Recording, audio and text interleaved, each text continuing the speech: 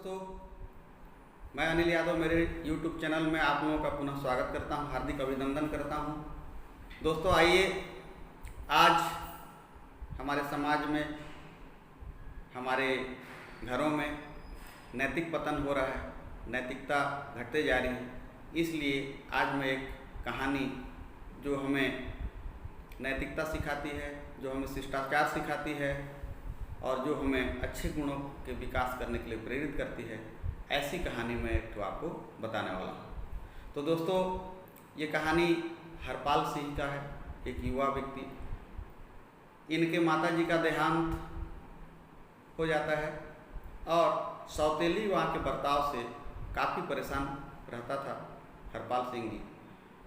जब भी उसे उसकी सौतेली माँ खरी खोटी सुनाती थी तो वो नदी के किनारे एक बुजुर्ग रहते थे, वहाँ जा कर के वो अपनी समस्या को सुनाते थे। ऐसे ही धीरे धीरे करके हरपाल सिंह युवा हो गए, समझदार बन गए और एक दिन सोचते हैं कि कब तक मैं हमारे सौतेली माँ की खरी खोटी सुनता रहूँ। दोस्तों, जिसकी माता नहीं है, जिनकी माँ नहीं है, उन्हें पता होता है कि ममता क्या होता है। तो निश्चित रूप से इनको अपना बचपन जो है बहुत कष्ट में गुजारना पड़ा होगा। और जब युवा हुए तो इनके मन में एक विचार पैदा होता है कि मैं स्वतंत्र रूप से अपना काम करने के लिए शहर की ओर जाता हूँ। कब तक मैं ताने सुनते रहूँगा, कब तक कष्ट झेलते रहूँगा। ऐसा सोच करके एक दिन हरपाल सिंह शहर की ओर जाने का मन बनाते हैं। तब उनको याद आता है कि जो बुजुर्ग व्यक्ति हमेशा हमें सलाह देते रहते थे, क्यों ना मुझे उससे मिलना चाहिए। ऐसा सोच करके वो जाते हैं और उनसे मुलाकात करते हैं। उनसे जब मिलते हैं और बताते हैं कि मैं आज गांव छोड़ के शहर की ओर जा रहा हूँ, मैं अपना जीवन यापन, अपने रोजी रोटी के लिए आज मैं इस गांव को छोड़ करके शहर की ओर जा रहा हूँ।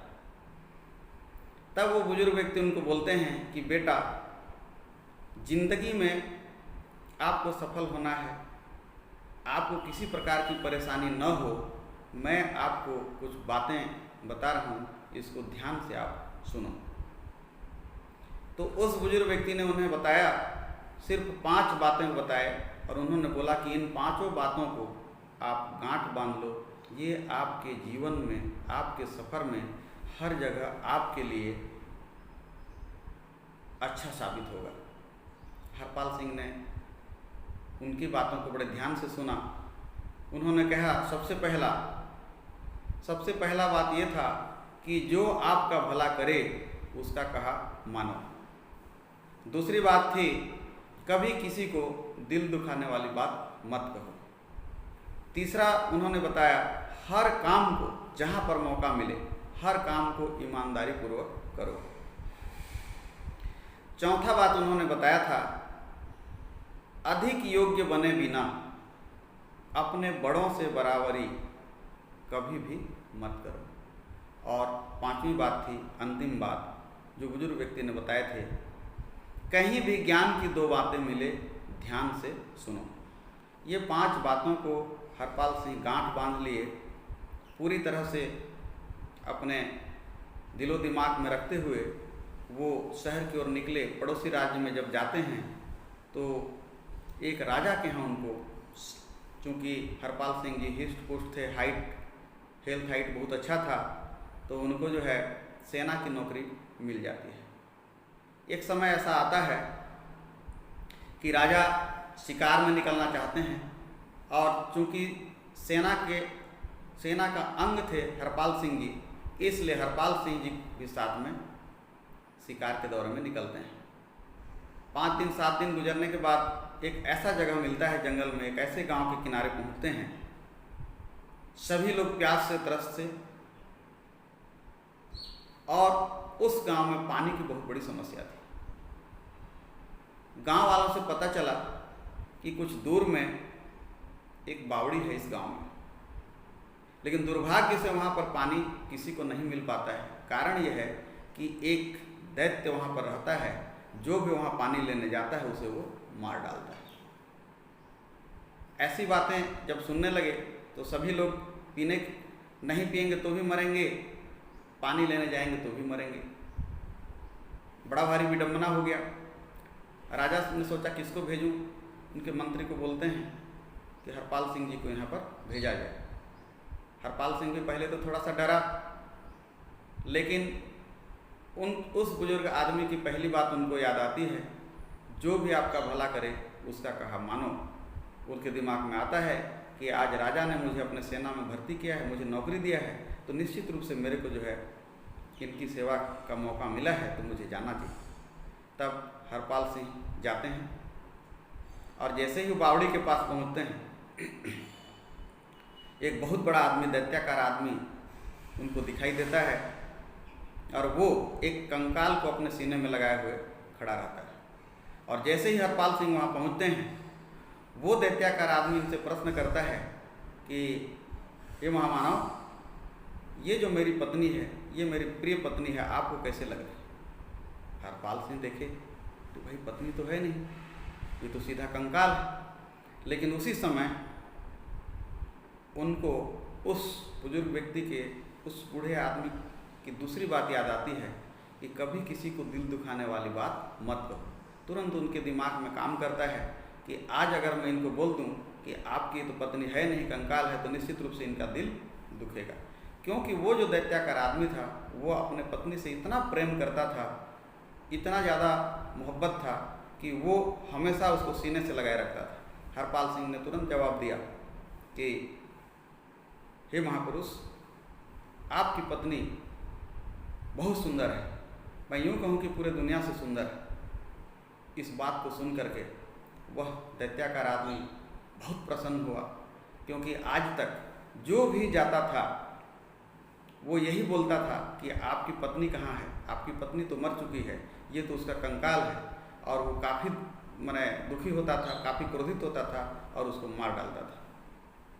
लेकिन हरपाल सिंह ने जो जवाब दिए कि आपकी पत्नी के जितना सुंदर यहाँ कोई नहीं है, इसे सुनकर वो काफ़ी प्रसन्न हुआ, बहुत प्रसन्न हुआ और बोला कि हे पुरुष, हे महामानव, आप बताओ कि हम आपके लिए क्या कर सकते हैं, हम आपको क्या दें, क्या चाहते हो मेरे से?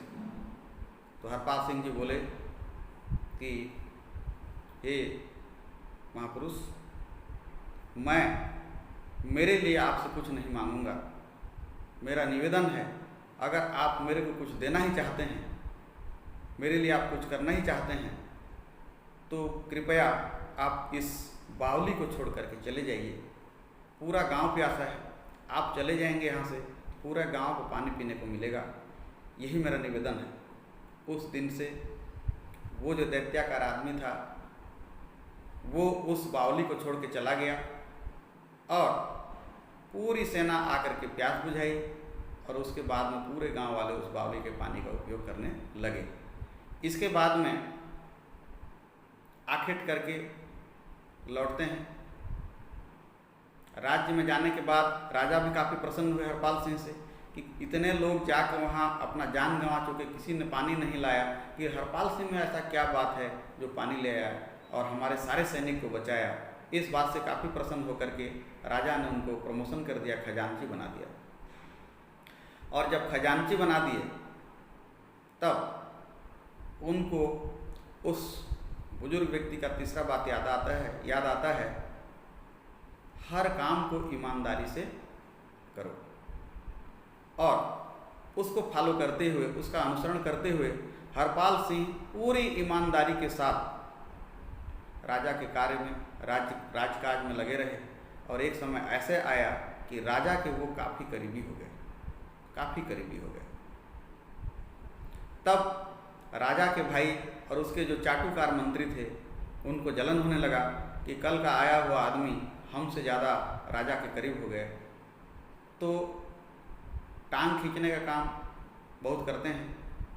उन्होंने भी सोचा कि किसी तरह से जो है इसको इस रास्ते से हटाया जाए, नहीं तो हमारे लिए खतरा है। तो मंत्री लोग राजा के भाई से चर्चा करते हैं। उसके बाद मंत्री का भाई बोलता है कि इसको किसी तरह से रास्ता से हटाना जरूरी है। तब वो एक षड्यंत्र रचते हैं, उसको बोलते हैं हरपाल सिंह को कि तुम जो है हमारे साथ मिल जाओ, तुम इतने बलशाली हो, इतना होशियार हो, इतना ईमानदार हो और इतने साहसी हो, हम आपको जो है राजा बना देंगे, आप हमारे साथ मिल जाइए, और जो राजा है उसको हम रास्ते से हटाते हैं। लेकिन चौथी बात याद आ जाती है उसी समय कि अधिक योग्यता पाए बिना अपने से बड़ों की बराबरी कभी मत करना। उसके दिमाग में आता है कि मैं अभी राजा बनने के लायक बिल्कुल नहीं हूँ, और वो राजा के भाई को मना कर देता है।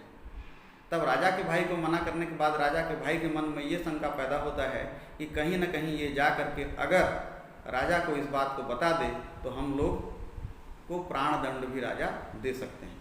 इसलिए राजा के भाई ने तुरंत राजा के पास गया और वहाँ जाके बताता है कि आपका जो हरपाल सिंह है वो आपकी बेटी पर नज़र रखा हुआ है। राजा काफ़ी क्रोधित होते हैं और सारे लोग मिल करके उपाय करते हैं कि किस तरह से इसको जो है प्राणदंड दिया जाए, क्योंकि राजा का बहुत एहसान किया था, राजा के प्राण उन्होंने बचाए थे हरपाल सिंह, इसलिए राजा ऐसा करना नहीं चाहते थे। उन्होंने एक उपाय बताया कि बोले एक मंत्री को कि एक दूत को भेजिए आप, जहाँ पर काफ़ी दूर जंगल के पास हमारा एक महल बन रहा है,